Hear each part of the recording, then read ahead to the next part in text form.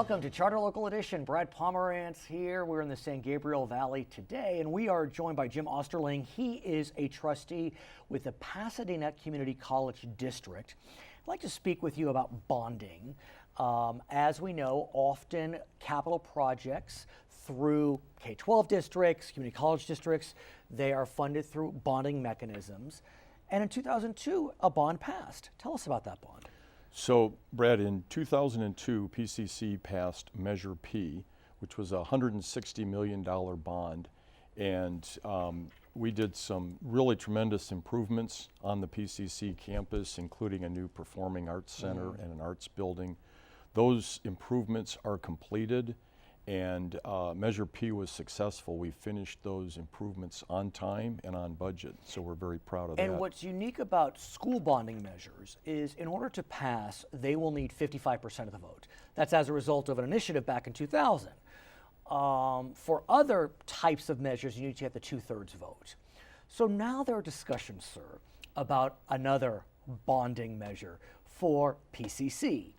This one, as we speak today, is looking to be close to $1 billion. The exact number, as I understand it, is $888 million.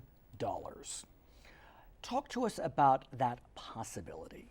Correct. So the trustees were presented on a rather surprised basis at our last meeting with a list of facilities that would total $1 billion and a language for a bond measure that would be submitted in November in the amount of $888 million. And just to be clear, myself personally, I'm very much in favor of a Centennial Facilities Master Plan, which is a process that we've started. We're about 10 to 15% of the way through with it, but we haven't completed that work.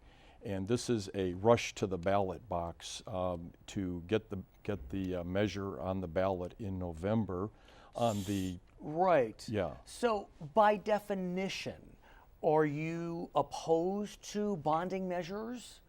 No, I'm in favor of the only way that facilities upgrades and improvements in new facilities are going to be funded in our K-14 schools is through local bond measures, Right. so that's appropriate. This one, however, before we put it on the ballot, we need to complete the master planning work and identify the facilities that exist that need to be upgraded and to identify the new facilities. But now who decides if it goes on the ballot? The trustees, and the Okay. voting also there requires a supermajority. We have 7 trustees at PCC, so a normal majority is 4-3. In order for a bond measure to go on the ballot, it would need to be approved by a 5-2 vote of the trustees. And at this stage, we know your superintendent is in favor. Correct. And purportedly he's in favor because the polling looks good. Correct. That's not out of the ordinary. But are you concerned that the polling is driving the bus? I am concerned, and yes, that is my perception. And the political consultant who we hired, I think their data is accurate. I assume if they believe that 70% of the voters would approve such a measure, I believe it would be approved. However, I think we have a duty to our community, to our constituents, our voters and our taxpayers, to present them with something that's very well thought out and very well prepared. So Yeah. your sense is this has not been properly vetted? Correct. I mean, does the bond, as written, say where the $888 million would go? In a very general way. Okay. And Is that permissible? It is. And if you look at some of the other school bond measures that were on the ballot in June and that will be on in November, Right. Some of them are vague in nature. But Yeah. so I'm wondering though, are we getting too caught up in process? Because look, the reality is bond measures tend to do better in presidential years. It's just the way it is. And so if this would benefit PCC, would it not be at least beneficial to get it on the ballot instead of having to wait till 2020, arguably, even though there may be a process challenge? So that's an excellent question, and you don't shirk from the tough questions, so thank you. I'm glad you're here. Yeah, we could do that. I'm not in favor of that approach. I believe that's putting the cart before the horse, and I think the way that we did Measure P is the correct playbook, and that is you plan the facilities first, determine the amount of money that it will be required, hire a financial advisor, Sure. and then put the measure on the bond. And I will offer one thought for consideration.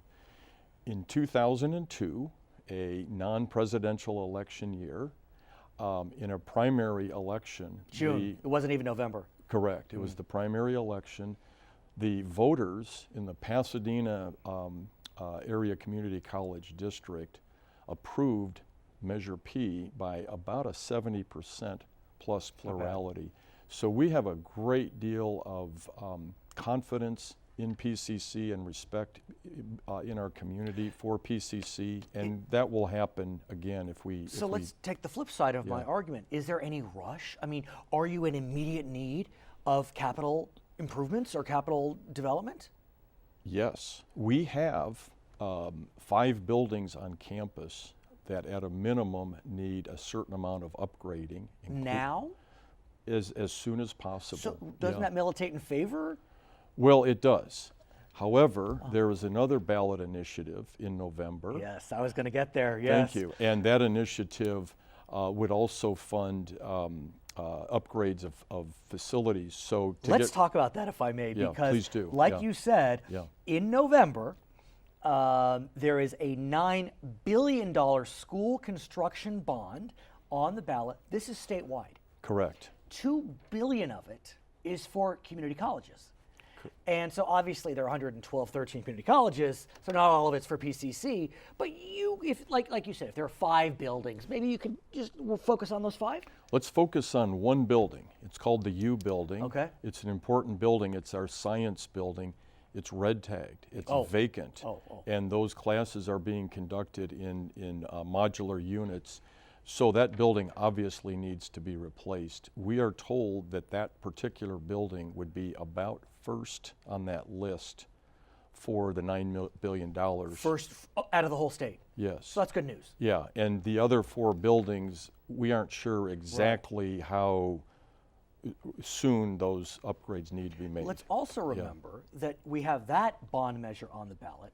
Also on the ballot will be an extension of Proposition 30, the millionaire's tax element of it, not the sales tax.